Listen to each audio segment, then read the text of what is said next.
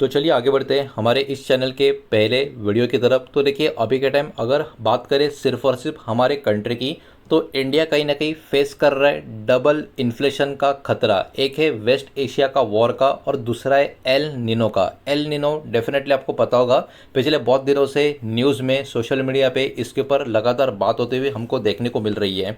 तो एक्चुअली चल क्या रहा है, इसका इम्पैक्ट कैसा हो सकता है, क्या क्या बातें निकल कर आ रही है, वो इस रिपोर्ट के थ्रू यहाँ पर हम सिंपल वे में समझने की कोशिश करेंगे।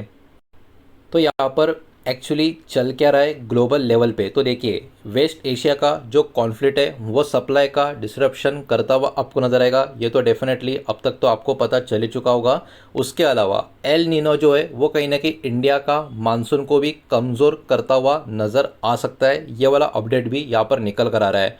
अब देखिए ये दोनों चीज़ों को यहाँ पर हम कंबाइन करने की समझने की कोशिश करें तो इसके वजह से कहीं ना कहीं एनर्जी और फूड प्राइस का जो ग्लोबल लेवल पे जो इंक्रीज़ है, मतलब बढ़ावा और भी यहाँ पर ऊपर की तरफ जाता हुआ हमको नज़र आ सकता है। मतलब डिमांड जो यहाँ पर जो होगी इन चीज़ों की बहुत ज़्यादा होने के वजह से, सप्लाई कम होने के वजह से इसका जो ओवरऑल इंक्रीमेंट है एक अलग लेवल पर जाता हुआ हमको नज़र आ सकता है। जिसका रिजल्ट क्या होगा, जिसका रिजल्ट यही निकल कर आएगा, इन्फ्लेशन का प्रेशर कहीं ना कहीं बढ़ता हुआ नज़र आएगा इंडिया में। ग्लोबल लेवल पर भी अलग बात है, लेकिन अभी हम यहाँ पर सिर्फ और सिर्फ हमारे कंट्री की बात कर रहे हैं।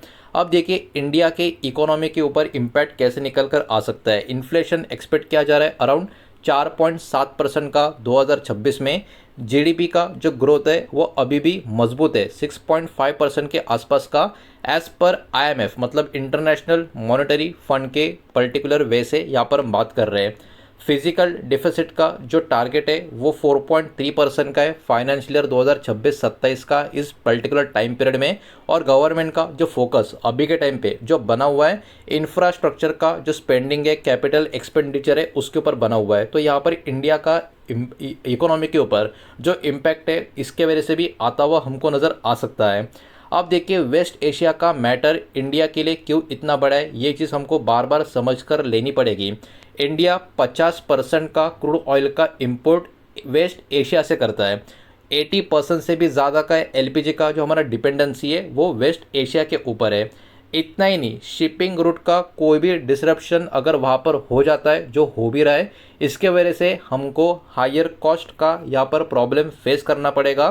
तो देखिए अगर क्रूड ऑयल हिट करता है $120 बैरल के हिसाब से जो अभी के टाइम पे होता हुआ आपको नज़र आएगा, तो कहीं ना कहीं ग्रोथ 6% तक गिर भी सकती है और इन्फ्लेशन 6% तक बढ़ भी सकता है, जो अभी के टाइम पे सिचुएशन होती हुई हमको यहाँ पर देखने को मिल भी रही है।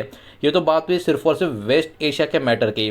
अब देखिए एल निनो का जो रिस्क है वो भी यहाँ पर होता हुआ आपको नज़र आएगा। फूड इन्फ्लेशन का कनेक्शन यहाँ पर आपको देखने को मिलेगा, बिकॉज अगर मानसून काफ़ी कमज़ोर रहेगा तो क्रॉप का जो प्रोडक्शन रहेगा वो भी कम रहेगा, जिसके कारण खरीफ क्रॉप्स के ऊपर इम्पैक्ट आता हुआ नज़र आएगा। और फूड प्राइस में भी इंडिया में क्या होगा, इसकी वजह से राइज होता हुआ हमको देखने को मिल सकता है, जिसका डायरेक्ट इम्पैक्ट कॉमन पीपल के ऊपर होता हुआ आपको देखने को मिलेगा। क्यों? क्योंकि फूड का इन्फ्लेशन यहाँ पर ऊपर की तरफ जाता हुआ हमको नज़र आएगा। तो कहीं ना कहीं ये डबल प्रॉब्लम यहाँ पर अभी के टाइम पे नज़र आते हुए हमको देखने को मिल रही है। अब बात करें फर्टिलाइज़र एंड एग्रीकल्चर प्रेशर की, तो देखिए इंडिया का जो डिपेंडेंसी है इंपोर्ट्स के ऊपर किन चीज़ों के ऊपर है, सल्फ़र के ऊपर है जो 65% वेस्ट एशिया से आता है, नेचुरल गैस के ऊपर है जो फर्टिलाइज़र प्रोडक्शन के लिए काफ़ी ज़रूरी है। तो कहीं ना कहीं यहाँ पर जो भी इशू वेस्ट एशिया में और बढ़ेगा, इन पर्टिकुलर चीज़ों के ऊपर भी इसके कारण प्रेशर बढ़ता जाएगा। फर्टिलाइज़र का सब्सिडी जो है वो कहीं ना कहीं 2 लाख करोड़ का नंबर जो है वो भी क्रॉस करती हुई नज़र आ सकती है। इसके कारण क्या होगा, गवर्नमेंट का जो कॉस्ट बर्डन है वो भी ऊपर की तरफ यानी बढ़ता हुआ हमको नज़र आएगा। तो ये चीज़ बिल्कुल भी प्रॉमिसिंग आइडियल यहाँ पर नज़र नहीं आती। अब देखिए ट्रेड एंड इम्पोर्ट एक्सपोर्ट का सिचुएशन है ये भी यहाँ पर समझना बहुत ज़्यादा ज़रूरी है, बिकॉज जो हमारा एक्सपोर्ट है काफ़ी मजबूत वो कहाँ पर है, इंजीनियरिंग गुड्स में है, इलेक्ट्रॉनिक्स में, फार्मास्यूटिकल में। लेकिन अगर एनर्जी का इंपोर्ट इसी तरीके से बढ़ता गया तो हायर ट्रेड डिफिसिट का भी सामना हमको यहाँ पर करना पड़ सकता है, जो एक और अच्छी बात बिल्कुल भी नहीं है। इसके अलावा इंडिया का जो स्ट्रैटेजिक रेस्पॉन्स है वो कैसा है, ट्रेड डील इंडिया का यूएसए के साथ, यूरोपियन यूनियन के साथ होता हुआ आपको नज़र आ रहा है, बातचीत चल रही है। कल भी इसके बारे में हमने अपडेट दिया था। गोल्स की बात करें तो देखिए, एक्सपोर्ट को इंक्रीज करना है, एफडीआई को अट्रैक्ट करना है और ग्लोबल मैन्युफैक्चरिंग हब बनना है। लेकिन अभी के टाइम पे ग्लोबल लेवल पर और इंडिया में जो एल नीनो का एक प्रॉब्लम निकल कर आ रहा है, उसके कारण बहुत सारे दिक्कतें अभी हमको यहाँ पर देखने को मिल सकती है। अब देखिए, इसमें कुछ आरबीआई का रोल भी होता हुआ आपको नजर आएगा। Controls inflation using policy tool, policy का यूज़ करके इन्फ्लेशन को किस तरीके से कंट्रोल किया जाए, इसके ऊपर आरबीआई भी काम करती हुई आपको नजर आएगी।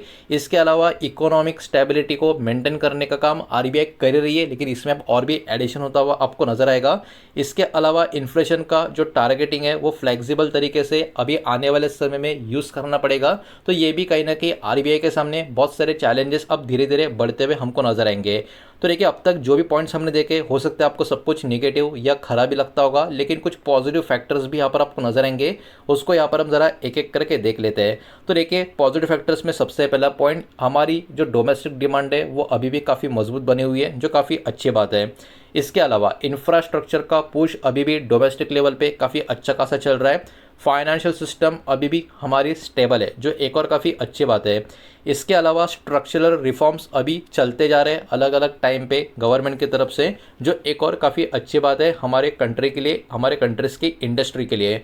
तो इंडिया अभी भी एक्सपेक्ट कर रहा है कहीं ना कहीं फास्टेस्ट ग्रोइंग मेजर इकोनॉमी की तरफ इस तरीके से आगे बढ़ने का, अपने आप को मेंटेन करने का। लेकिन वही बात है, ये वेस्ट एशिया का इशू और एल नीनो का इम्पैक्ट किस तरीके से इंडिया हैंडल करता है, इसके ऊपर कहीं ना कहीं अब नज़रें पूरी तरीके से बनी होगी। तो देखिए, खबर अपने आप में काफ़ी ज़बरदस्त है, रिपोर्ट काफ़ी बढ़िया है। इसके कारण हमारे मार्केट के कुछ स्टॉक है, कुछ सेक्टर्स है जिनके ऊपर इस खबर का इम्पैक्ट आ सकता है, उसको अभी एक एक करके यहाँ पर हम देखेंगे। लेकिन कोई भी स्टॉक, कोई भी सेक्टर का मैं डायरेक्ट सजेशन, इन्वेस्टमेंट का रिकमेंडेशन ऐसा कुछ भी नहीं दे रहा हूँ। ये सिर्फ और सिर्फ इन्फॉर्मेशन से कनेक्टेड है, इसलिए मैं आपके सामने प्रेजेंट कर रहा हूँ। तो ये प्लीज़ याद रखें।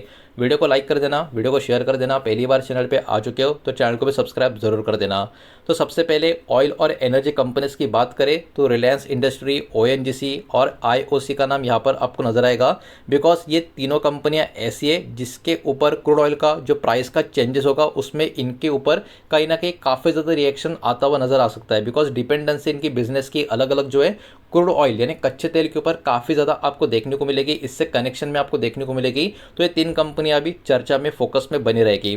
फर्टिलाइजर कंपनीज की अगर हम बात करें तो इसमें चंबल फर्टिलाइजर, कोरामंडलम इंटरनेशनल के ऊपर फोकस रहेगा। बिकॉज रॉ मटेरियल और सब्सिडी का चेंजेस का जो इम्पैक्ट आएगा वो कहीं ना कहीं इन कंपनियों के ऊपर आता हुआ नजर आ सकता है, इस सेक्टर के ऊपर आता हुआ नजर आ सकता है।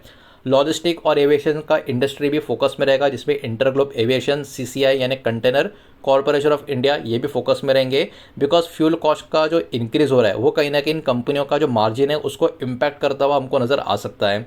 ऑटो इंडस्ट्री की बात करें तो मारुति सुजुकी, टाटा मोटर्स के ऊपर भी फोकस रह सकता है। बिकॉज इनपुट कॉस्ट और डिमांड सेंसिटिविटी यहाँ पर नज़र आ सकती है। इनके अलावा भी कुछ स्टॉक होंगे, उनके ऊपर भी कहीं ना कहीं इसका इम्पैक्ट आ सकता है, तो इस सेक्टर के ऊपर भी आप ध्यान दे सकते हो।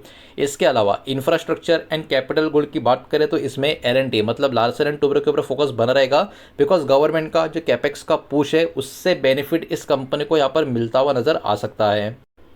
तो देखिए, यहाँ पर फाइनल टेक अवे की अगर हम बात करें, इंडिया अभी के टाइम सामना कर रहा है डबल रिस्क का। एक है ग्लोबल वॉर और दूसरा है वेदर का शॉक, जो है एल निनो का हमारे कंट्री में अभी के टाइम पे धीरे धीरे नज़र आने लगा है। इन्फ्लेशन का प्रेशर भी कहीं ना कहीं यहाँ से बढ़ता हुआ नज़र आ सकता है, लेकिन मजबूत फंडामेंटल सपोर्ट का जो ग्रोथ है वो यहाँ पर कहीं ना कहीं हमको देखने को मिल रहा है। लॉन्ग टर्म आउटलुक अभी भी स्टेबल बना हुआ है, लेकिन short term volatility West Asia plus El Nino का जो इशू है इसके वजह से पॉसिबल है, ये बात भी कहीं ना कहीं हमको ध्यान में रखनी होगी। तो कहीं ना कहीं ये वाला जो न्यूज़ है, रिपोर्ट है, अपने आप में काफ़ी ज़रूरी था, इसलिए मैंने ये आपके सामने यहाँ पर प्रेजेंट किया था। लेकिन जो भी डेटा इस वीडियो के माध्यम से आपके सामने प्रेजेंट किया है वो सिर्फ और सिर्फ एजुकेशनल एंड इन्फॉर्मेशनल पर्पज़ के हिसाब से ही है। किसी भी तरीके का बाय सेल का रिकमेंडेशन इस वीडियो के माध्यम से मैं आपको प्रोवाइड नहीं कर रहा हूँ। उम्मीद करता हूँ वीडियो समझ आया होगा, पसंद आया होगा तो वीडियो को लाइक करें, दोस्तों से शेयर करें। पहली बार चैनल पे आ चुके हो तो सब्सक्राइब भी कर देना, और कोई भी स्टॉक में निवेश करने से पहले खुद की स्टडी रिसर्च जरूर करें, फाइनेंशियल एडवाइजर की सलाह जरूर लें। मिलते हैं नेक्स्ट वीडियो में, धन्यवाद।